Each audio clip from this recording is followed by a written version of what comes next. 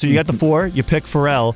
What was the number one piece of advice that you received while Pharrell Williams was your coach? Be original, because he's Pharrell. Everything he does is original. Like, if you can not do the thing you're expected to do, you're doing great. If someone puts you in this box of X, right, and you keep serving that box and that's not really your box, you're not doing anybody a favor. But if you can be varied in your approach, if I can say, okay, here, you like this version of me, great, check out this version of me and this version of me, and you can just be thoroughly yourself, then you're a versatile artist. I just like variety. I like to play different kinds of music. And so he said to me, lean into that. He goes, don't ever let people only tell you are this one thing. If you have the talent to do other things, then don't leave yourself with only one avenue of expression. So I've always loved that about him, because, you know, he'll make like he's got this band called Nerd, N-E-R-D, and it's like a rock band. And then he'll do all the hip hop stuff, obviously, and then he'll do some Disney stuff. And then Pharrell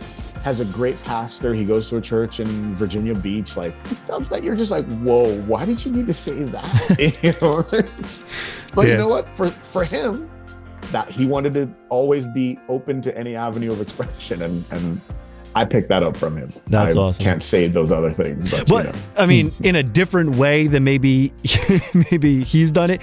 Yeah. You know, even on My Tribe, it's not just a strictly Christian album. There's a lot of love songs. There's a lot of versatility in it, not just musically, but also lyrically. So I feel like you've taken that advice and you've absolutely incorporated it. Coming from Nigeria to the States, my experience of faith, you know, living in New York, living in the Northeast, which is not your bastion of evangelicalism, I've experienced Christianity in so many different clothes and colors and shapes and containers that, like, I know that my friends in Brooklyn, if they put on a song of mine and the JPM was high, the Jesus per minute count was high, they would turn it off. It's not their bag, you know?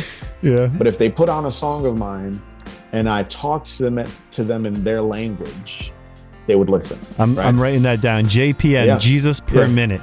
Yeah. That is JPM's high on that one. That's a great acronym.